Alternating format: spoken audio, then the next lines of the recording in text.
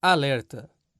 O futuro do Brasil e da civilização cristã está ameaçado por um vírus. O conceito católico do bem comum é o antídoto contra a manipulação ideológica da pandemia do coronavírus. O Brasil e a quase totalidade dos países atravessam a Semana Santa mais triste de sua história, em decorrência da ameaça de uma pandemia, mas acima de tudo pela privação das celebrações e graças inerentes a essa festividade, através da qual a Igreja vem rememorando ininterruptamente, desde o remoto ano de 389, a paixão, a morte e a ressurreição de nosso Senhor Jesus Cristo. Vivemos um desses momentos que marcam a história e definem o futuro que recairá sobre as gerações que se sucederão. A pandemia do coronavírus, para além de seu aspecto médico, poderá ocasionar as maiores transformações que a humanidade enfrentou nestes 2000 anos de cristianismo. Transformações que já estão sendo operadas sem que quase ninguém as analise com profundidade e apresente uma visão de conjunto capaz de alertar a opinião pública e que vão sendo absorvidas com resignação diante de uma calamidade pública apresentada com proporções apocalípticas. Confisco, redistribuição de renda, novo modelo econômico, imposto sobre fortunas, ordenação da produção para enfrentar a pandemia, etc. São temas cada vez mais comuns na imprensa. Ao mesmo tempo, espalham-se notícias carregadas do antigo rancor da luta de classes, confrontando quarentenas em mansões e em favelas. Dizer que o mundo não será o mesmo se tornou uma nova palavra de ordem, repetida em vários círculos sociais. Um mundo mais igualitário, ecológico, pós-industrial. Entretanto, esse novo mundo, segundo seus profetas, não consistiria numa correção dos erros do passado e num retorno à ordem, baseado na lei natural e nos princípios de uma sociedade orgânica, mas sim num mundo utópico, seja o dos ecologistas e indigenistas mais radicais, ou aquele sonhado pelos corifeus de uma governança mundial, primeiro sanitária, depois ecológica e finalmente política ou até mesmo filosófica e religiosa. Para debelar esse perigo, e inspirado na obra Baldeação Ideológica Inadvertida e Diálogo, publicada pelo professor Plínio Corrêa de Oliveira em 1966, o instituto que se honra de levar seu nome apresenta ao público brasileiro esta primeira análise dos riscos que enfrentamos na crítica hora presente, esperando que ela sirva para alentar os espíritos generosos, mas ingênuos, que podem ser vítimas inadvertidas de uma vasta manipulação ideológica. Tal análise será feita com base nos princípios da doutrina social da Santa Igreja, os quais agora, mais do que nunca, precisam ser relembrados, uma vez que são silenciados em tantas cátedras episcopais infectadas pelo vírus da teologia da libertação. São esses princípios do ensinamento tradicional da Igreja Católica que, neste momento de confusão e relativismo, darão o norte necessário a uma humanidade que depositou toda a sua confiança na técnica e na ciência modernas e que, de repente, se vê imersa na insegurança, confrontada com um futuro incerto e ameaçador. Número 1. O verdadeiro conceito de bem comum.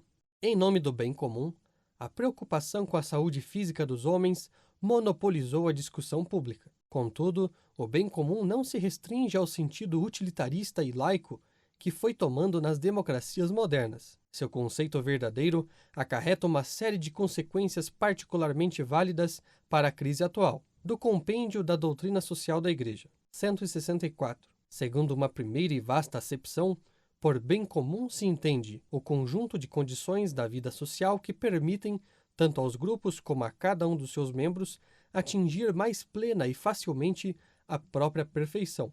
Assim como o agir moral do indivíduo se realiza em fazendo o bem, assim o agir social alcança a plenitude realizando o bem comum. O bem comum pode ser entendido como a dimensão social e comunitária do bem moral. E também, 170. O bem comum da sociedade não é um fim isolado em si mesmo. Ele tem valor somente em referência à obtenção dos fins últimos da pessoa e ao bem comum universal de toda a criação. Deus é o fim último de suas criaturas, e por motivo algum se pode privar o bem comum da sua dimensão transcendente, que excede, mas também dá cumprimento à dimensão histórica. Esta perspectiva atinge a sua plenitude em força da fé na Páscoa de Jesus, que oferece plena luz acerca da realização do verdadeiro bem comum da humanidade. A nossa história, o esforço pessoal e coletivo de elevar a condição humana, começa e culmina em Jesus. Graças a Ele, por meio dele e em vista dele, toda a realidade, inclusa a sociedade humana, pode ser conduzida ao seu bem sumo, à sua plena realização. Uma visão puramente histórica e materialista acabaria por transformar o bem comum em um simples bem-estar econômico, destituído de toda a finalização transcendente ou bem de sua mais profunda razão de ser. Assim como separar a preocupação com a economia de outros aspectos da vida humana reduziria o homem à sua dimensão meramente histórica e materialista, assim também a preocupação com a saúde física, se não for harmonizada com as demais necessidades transcendentes do homem e subordinadas ao bem moral, acabaria por negar o próprio bem comum. 2. O bem comum é antes de tudo espiritual. É, portanto, uma grave inversão de valores e uma negação do verdadeiro bem comum fechar igrejas nesse momento, impedindo os fiéis de ter acesso aos sacramentos. O ministério religioso é de evidente utilidade pública. As igrejas devem ficar abertas, o culto público deve prosseguir e os sacramentos devem continuar a ser administrados, desde que sejam, naturalmente, respeitadas as normas prudenciais para evitar o contágio. Em quaisquer circunstâncias, os sacerdotes devem ter pleno direito de circulação, análogo ao dos agentes da saúde ou da ordem pública, para que possam atender os fiéis, de modo especial os moribundos, nos hospitais ou nas residências. Do ponto de vista jurídico, em se tratando de uma atividade lícita e protegida explicitamente pela Constituição Federal, não pode o poder público impedir a sua realização na medida em que forem respeitadas as normas de saúde e de prudência. E, acima de tudo, cabe à Igreja, e não ao Estado, ter a última palavra nessa matéria. Sobre isso pronunciou-se em recente artigo o arcebispo Dom Carlo Maria Viganò, ex-núncio em Washington.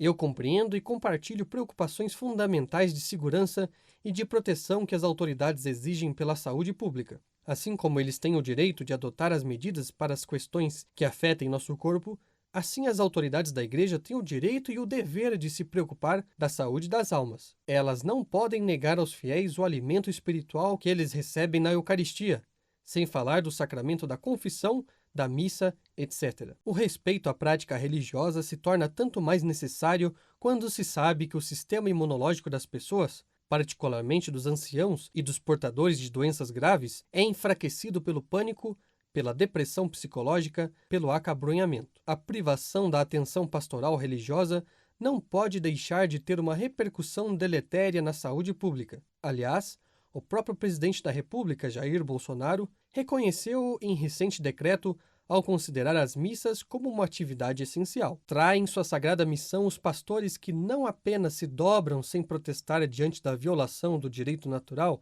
e constitucional da liberdade de praticar a religião, mas que se adiantam às autoridades e aplicam as regras sanitárias de modo ainda mais rigoroso do que o próprio poder público indicou. 3. O bem comum resulta de uma harmonização de vários interesses. A saúde é um dos principais elementos da vida coletiva, mas não é um valor supremo, nem um direito absoluto que se sobrepõe ao bem moral ou que possa colocar em risco a existência e o futuro de uma nação. Ainda segundo o Compêndio da Doutrina Social Católica, 169, para assegurar o bem comum, o governo de cada país tem a tarefa específica de harmonizar com justiça os diversos interesses setoriais. A correta conciliação dos bens particulares de grupos e de indivíduos é uma das funções mais delicadas do poder público. Além disso, não se deve esquecer que no Estado democrático, no qual as decisões são geralmente tomadas pela maioria dos representantes da vontade popular, aqueles que têm responsabilidade de governo estão obrigados a interpretar o bem comum de seu país, não só segundo as orientações da maioria, mas também na perspectiva do bem efetivo de todos os membros da comunidade civil,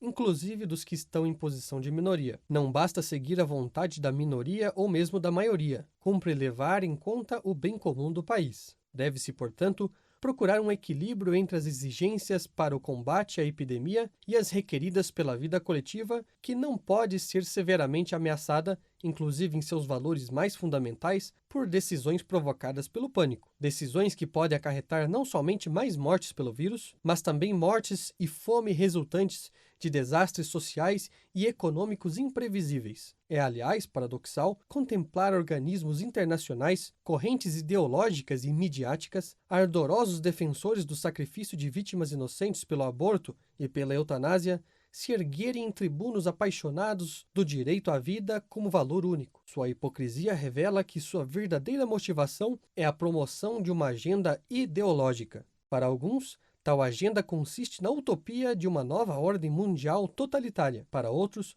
pelo contrário, numa dissolução da civilização atual e a caminhada para a utópica vida tribal, defendida pelos corifeus da teologia da libertação e da ecologia radical. 4.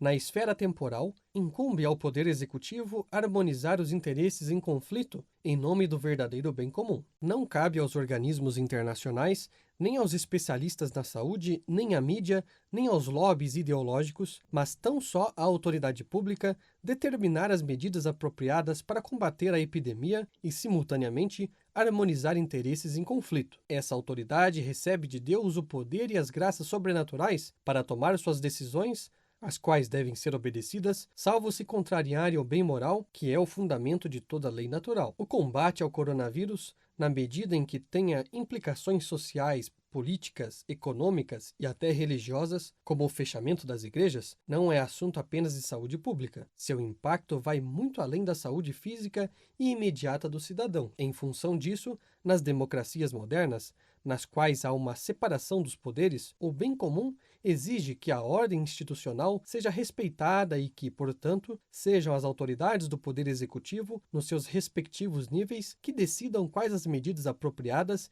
que devem ser tomadas. Cabe a essas autoridades traçar os cenários das consequências em cada setor, e não apenas sob o ponto de vista da saúde pública, a fim de poderem tomar a decisão que atenda ao conjunto da sociedade. Constitui grave ameaça ao bem comum o poder legislativo ou o poder judiciário se arrogarem o direito de decidir em tais matérias, como tem ocorrido em alguns casos e não apenas no Brasil, extravasando de suas funções naturais, seja criando leis, seja controlando a legalidade das medidas. Uma incursão do poder judiciário na esfera do poder executivo não apenas extrapola de suas funções, mas chega a ser paradoxal, pois, tradicionalmente, ele sempre foi um defensor das liberdades públicas diante da limitação imposta por outros poderes do Estado. Agora, essa situação se inverte e temos decisões judiciais negando até mesmo o direito à expressão daqueles que são contrários a um pensamento único que vai sendo imposto ao resto da sociedade. 5.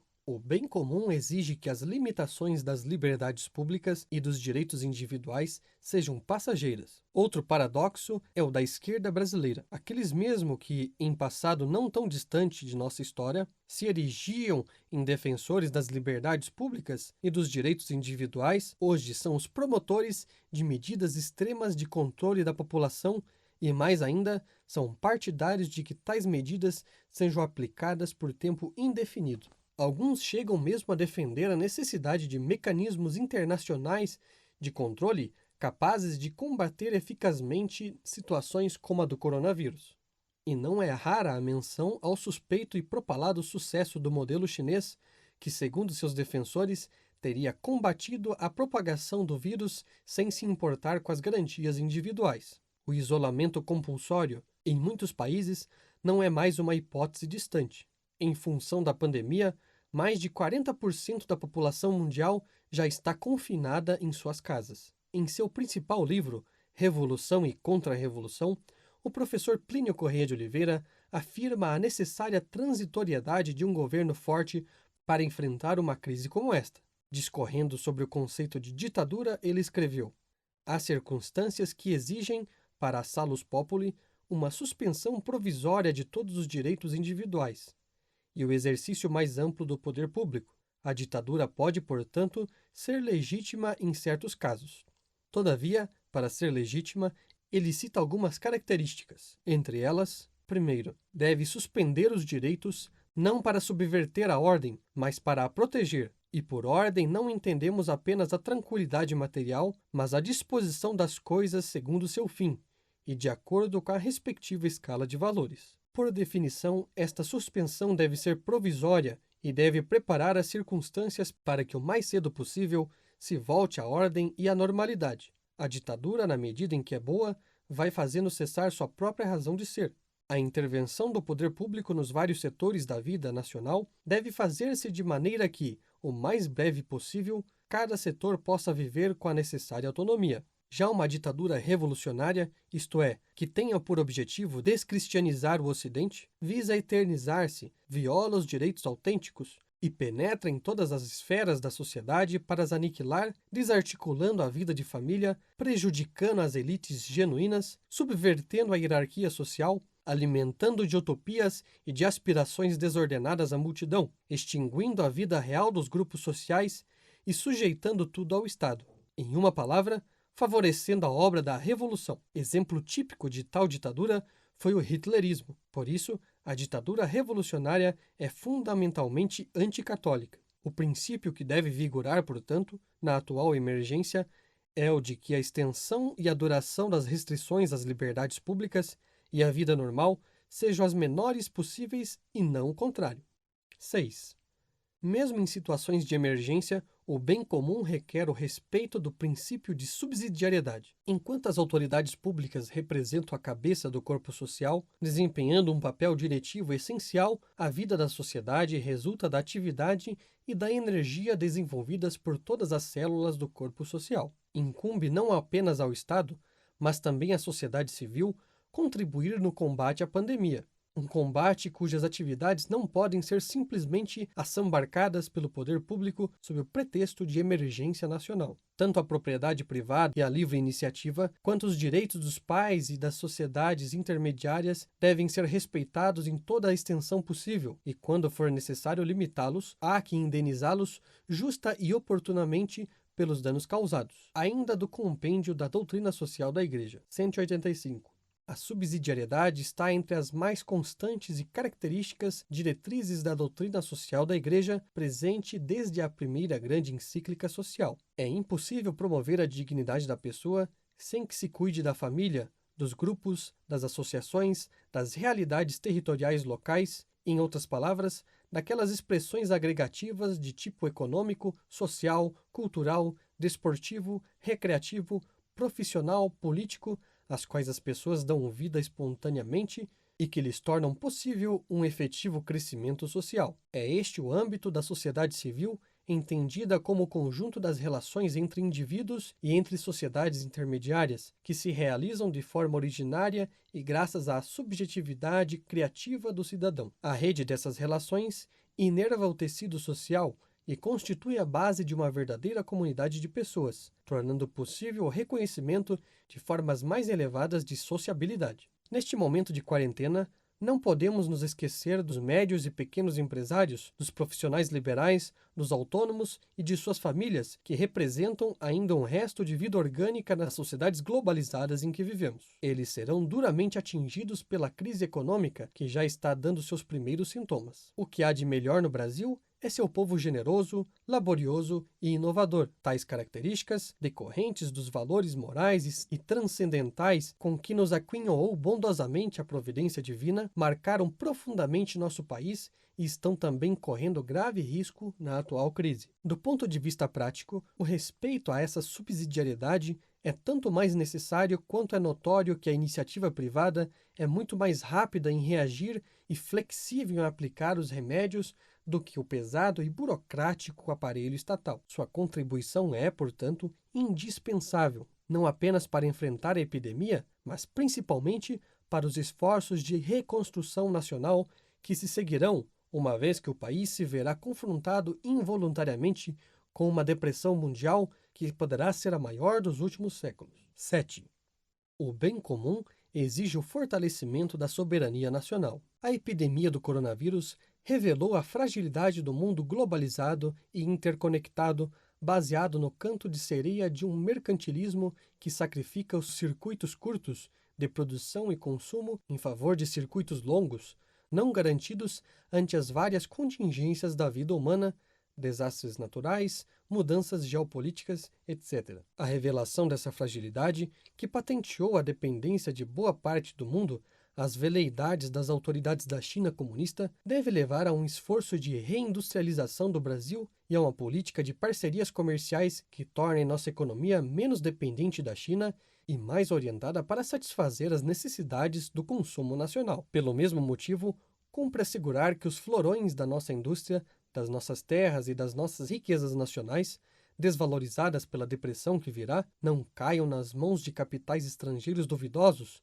especialmente de grandes companhias chinesas, todas elas controladas pelo Estado e pelo Partido Comunista. 8. O modelo chinês de controle social. O coronavírus nasceu na China. Agora, em uma enorme manobra publicitária, os chineses oferecem as máscaras para nos proteger do vírus. A imprensa já está chamando essa ação de diplomacia das máscaras. Neste mundo em que a falsa noção de bem comum se sobrepõe ao seu conceito verdadeiro, muitos governos estão dispostos a ignorar o comunismo chinês, inclusive seu desrespeito sistemático pelos direitos individuais de sua população, reduzida a exercer trabalho escravo, para receber ajuda neste momento de pandemia. Trata-se de uma enorme quebra das barreiras ideológicas que se opera no mundo inteiro, sem que grande parte das pessoas o perceba. Nesse contexto, não estranha que o presidente chinês tenha ligado até para o presidente Trump, a fim de oferecer ajuda. A China tem sido apresentada não somente como um país modelar na contenção do vírus, ela também se tornou conhecida pela sua capacidade de controle social através de novas técnicas digitais de rastreamento, reconhecimento facial, etc. Sobre a China, aliás, não existem dados seguros. Tanto a imprensa quanto a internet são filtradas pelas autoridades chinesas, as mesmas a afirmarem que o país teria isolado o coronavírus. Há, contudo, algo divulgado amplamente pelo próprio Partido Comunista Chinês e que é a sua capacidade de usar a tecnologia de ponta para identificar e rastrear as pessoas. Através da tecnologia de reconhecimento facial e dos dados dos aparelhos celulares que indicam a localização de seus usuários, as autoridades chinesas são capazes de localizar cada indivíduo, bem como de definir com quem ele teve contato. Nada pareceria neste momento mais útil e sedutor e mais contrário ao mesmo tempo às autênticas liberdades individuais presentes em uma sociedade orgânica e no princípio de subsidiariedade. Não estará em gestação um novo modelo de sociedade interconectada, globalizada, socializada em um Estado forte cada vez mais igualitário? 9. O perigo da ditadura do pensamento único. O coronavírus é real e seu perigo não deve ser subestimado, mas não se pode, em função de um perigo para a sociedade pública, em nome de um bem comum mal entendido, sacrificar valores, quebrar as barreiras ideológicas em relação ao comunismo, aceitar uma mudança de paradigma para o novo mundo que será uma antítese da cristandade. Ademais, há outra ditadura em gestação, a ditadura do pensamento único, que busca silenciar aqueles para os quais o homem não é só corpo, a economia não diz respeito apenas ao dinheiro e o verdadeiro bem comum não prescinde dos valores morais. Neste momento em que essas barreiras ideológicas estão caindo por medo de um vírus, mais do que nunca importa relembrar os princípios sociais da doutrina católica. 10. Baldeação ideológica inadvertida.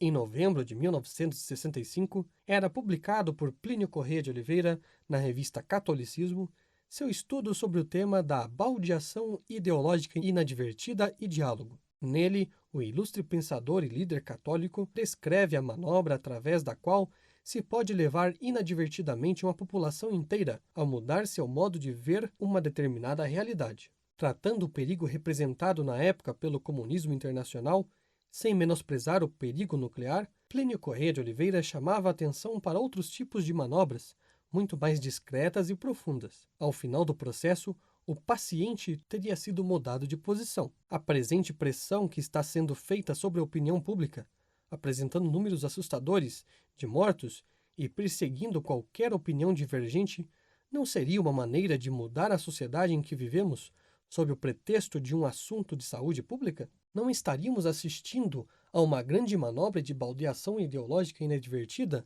da qual também seríamos as vítimas? Consideremos de momento o que, sob o expressivo título O Confinamento, um remédio pior do que a doença, escreveu no dia 6 de abril no jornal parisiense Le Figaro o reputado editorialista Renaud Girard, especializada em questões geopolíticas. As mortes causadas pelo Covid-19 excederão 100 mil pessoas. Isso acarretará o sofrimento de centenas de milhares de famílias, o que é obviamente muito triste. Mas é preciso que o bom senso prevaleça. Muito antes da aparição do SARS-CoV-2, as doenças pulmonares obstrutivas clássicas já estavam matando muito. Em 2016, segundo a Organização Mundial da Saúde, elas interromperam 3 milhões de vidas. No entanto, esse ano a economia do planeta não parou. Os acidentes de trânsito mataram no ano passado mais de 1 milhão de pessoas em todo o mundo. Porém, não proibimos a circulação. Felizmente, o número de mortes nas estradas foi reduzido por meio de ações direcionadas, limites de velocidade, medidas penais contra o álcool no volante, airbags nos carros, conserto nas estradas, etc. Contra o Covid-19, também devem ser utilizadas ações direcionadas, rastreamento em massa, isolamento e atendimento de pessoas infectadas, equipar os hospitais com respiradores, etc. Tudo isso enquanto se espera o desenvolvimento de uma vacina. Entretanto, a mortalidade mundial poderia aumentar muito devido à desorganização do mundo causada por um confinamento geral prolongado. O remédio pode ser pior do que a doença. As recessões econômicas diminuem a expectativa de vida. No Covid-19, geralmente é a reação exagerada do sistema imunológico que acaba por matar o paciente. Não reproduzamos esse erro da natureza na geopolítica. Vamos manter a calma e nos abster de medidas políticas radicais que são perigosas para o futuro mediano de todo o nosso planeta.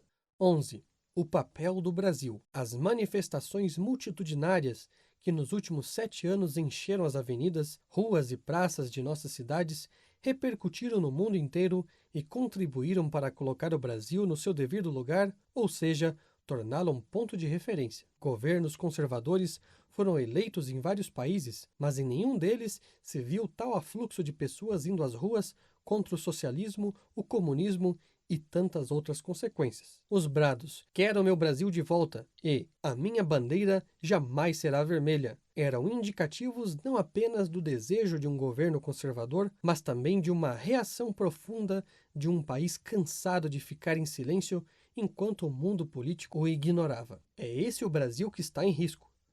Em risco de uma desunião dos conservadores, em risco de uma baldeação ideológica inadvertida, o qual é muito mais grave que o representado pelo coronavírus. Neste momento histórico, não são apenas os brasileiros que olham para sua pátria ameaçada, olham-na também uma parte do mundo que vê com esperança a reação anticomunista que aqui foi tão explícita. A maneira do Brasil reagir e enfrentar a crise desencadeada pelo coronavírus terá um alcance ainda difícil de medir, mas certamente não ficará restrita às nossas fronteiras. Cumpre, na atual emergência, elevar as vistas e considerar os acontecimentos a partir de uma perspectiva de longo alcance e de um patamar superior. Sendo Deus onisciente e onipotente, seria absurdo imaginá-lo alheio a essa pandemia que se estendeu ao mundo inteiro, ou preocupado tão só em nos fortificar espiritualmente para enfrentarmos o perigo e a dor, e não como sendo capaz de mudar radicalmente o curso dos acontecimentos. Em sua infinita sabedoria, Deus permitiu que causas segundas desencadeassem a pandemia. Não é descabido perguntar se em sua misteriosa intenção estaria apenas o desejo de provar a nossa virtude, ou se não estaria também, e principalmente, o desejo de nos corrigir dos nossos vícios e pecados, como um bom pai que não quer que seus filhos se percam eternamente. Ao longo da história, todos os povos consideravam as pestes como advertências ou castigos divinos e elevavam à sublime e divina majestade o pungente cântico entoado na quaresma: Parce Domine, parce populo tuo quem redemisti, Christe sanguine tuo, ut non in aeternum irascare nobis. Perdoai, Senhor, o teu povo, redimido pelo sangue de Cristo. Não estejais irado para sempre conosco. Privados dos sacramentos e das belas procissões e cerimônias da Semana Santa, nós, brasileiros, desejaríamos elevar a Deus o grito lancinante de Nosso Senhor na sua agonia: Eli, Eli, lama sabachthani. Meu Deus, por que me abandonaste? Mas, diferentemente do Divino Redentor, em cujos lábios a queixa tinha todo sentido, por ser ele o Cordeiro sem mancha que se revestiu dos nossos pecados, dos nossos lábios a pergunta não consegue sair, simplesmente porque nossa índole nacional não o permite.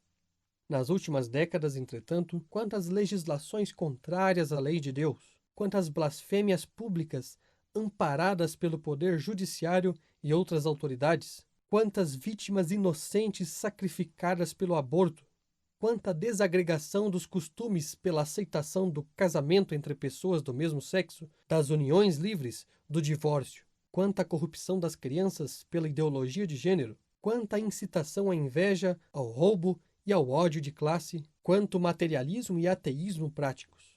Acima de tudo, que imensa deserção dos pastores que não orientaram devidamente o seu rebanho. Como os habitantes de Nínive no Antigo Testamento, o que Deus, como bom Pai, quer de nós não é a morte, mas o arrependimento e a conversão, não apenas individual, mas como nação, para que possamos ser novamente e com toda a autenticidade a terra da Santa Cruz. Essa conversão, alguns de cujos requisitos foram apontados acima, exigirá muitos sacrifícios de todos, com vista ao bem comum, mas seremos impotentes para fazê-los caso prescindamos da onipotência da graça divina e da poderosíssima intercessão de Maria Santíssima, que permaneceu de pé junto à cruz e que nessa hora trágica de suprema fidelidade nos foi dada como mãe. Para debelar eficazmente o coronavírus, não bastam as medidas prudenciais de isolamento social e de higiene. É preciso, acima de tudo,